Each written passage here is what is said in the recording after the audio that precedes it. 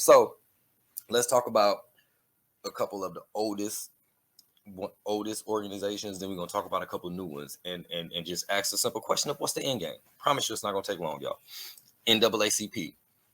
Here's their mission. Here's where you find the end game. If you don't talk to the people, go to their mission statement, their mission or vision statement. That will say their end game in it every time. Okay, so NAACP. We are NAACP. I'm reading now, y'all. Bear with me. We are the home of grassroots activism for civil rights and social justice. We have more than 2,200 units across the nation, powered by well over 2 million activists. Let me say it again. We have more than 2,200 units across the nation, powered by well over 2 million activists. That's 2,200 buildings, locations across America, y'all. Okay. In our cities, schools, companies, and courtrooms, we are the legacy of W.E.B. Du Bois, Ida B. Wells, Thurgood Marshall, and many other giants in civil rights activists. And then here's their vision, y'all. Here's the vision of the NAACP. We envision an inclusive community rooted in liberation where all persons can exercise their civil and human rights without discrimination. So y'all just heard what I read. But notice one thing that you don't notice. You don't notice any mention of Black people. What you do hear is rooted in liberation where all persons can exercise their civil and human rights without discrimination. This is very important, y'all. This is very important to read. Like when they have professionals, they pay people thousands of dollars to write these things up before they put these on a public forum or a public place where people could see. You understand? And what they thought was the best way to word this was to say, we are an inclusive. First of all, we're going to let you know that we include everybody. We're an inclusive community rooted in liberation where all persons can exercise their civil rights. Now, mind you, y'all, there's nothing against that. I'm for freedom for everybody and all that stuff. I just don't care about the freedom of everybody while my people are in chains still. That's crazy to me. That's crazy. I was just talking to a sister last night, and she was talking about, I can't stop the love that I have for all people. And I told you, you got to let that shit go. Straight up. Not when you know that some people who you giving yourself to ain't shit. That's called stupid. That's not called love. That's not called being peaceful. That's not called godlike. That's called stupid. Sitting up there worried about what everybody else is doing while your own home is burning.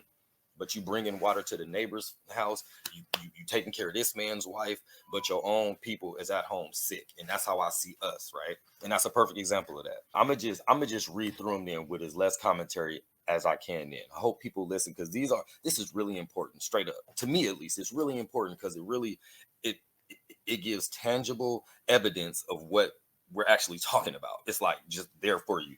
Okay, so now let's go to the Urban League, established in 1910. Excuse me. Our mission to help African Americans. Hey, they said to help us. Listen, to help African Americans and others in undeserved communities. Y'all, I don't know about y'all, but this disgusts me. I know I say it with as less commentary as possible, but this shit really bothers me, man. Can't do nothing for ourselves. Okay, let me start over and again try to not to go off the rail. Our mission, the Urban League, established in 1910. Our mission to help African Americans and others in undeserved communities achieve their highest true social parity, economic self-reliance, power, and civil rights. The League promotes economic empowerment through education and job training, housing and community development, workforce development, entrepreneurship, health, and quality of life. Again, when you read all that, it sounds great. It sounds great. But off top, they already lending ourselves out. And I don't know if y'all know, but when I was finding the mission statement of the Urban League, do y'all know that the Urban League used to be called, I don't want to tell y'all wrong. The League of, hang on, y'all. Sorry. I just want to be able to tell y'all this. Urban Leagues. I want to be able to tell y'all this because, you find out. Okay. It was called the Urban League 3. It came from 3 different groups, and one of them was the improvement of industrial conditions among Negroes in New York, but it was called the League. Here it is.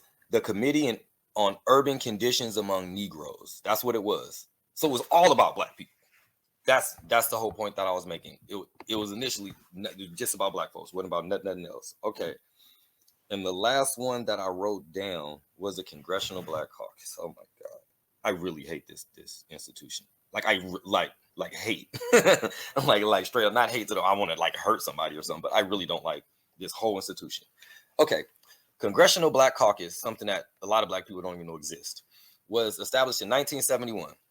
Since its establishment in 1971, the Congressional Black Caucus has been committed to using the full constitutional power, statutory authority, and financial resources of the federal government to ensure that African Americans, they said the name, but wait, that African Americans and other marginalized communities in the United States have the opportunity to achieve the American dream. That's their mission statement. Now, before I say anything else about them, I just had the idea, and I knew what I was gonna find. But what I did, y'all, was I looked up what the Congressional Hispanic Caucus mission statement said. Y'all want me to read the very first sentence of theirs? Let me read what theirs say, y'all. The CHC addresses national and international issues and crafts policies that impact the Hispanic community. That's it. That's it. That's it. That's where we start and that's where we stop. We start on national and international issues and crafting policies that impact the Hispanic community. Done. Do y'all see the difference?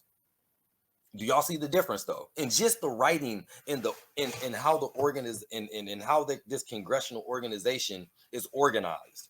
When it comes to black, oh yeah, we want to help African Americans in all what was the word? I want to say in all other marginalized communities.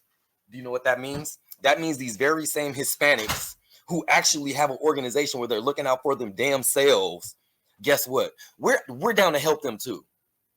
We're down to help them too. But in their own writing, they saying we don't care about nothing but Hispanics. Mind you, they ain't got to say fuck everybody except Hispanic people. They ain't got to say Hispanic pride.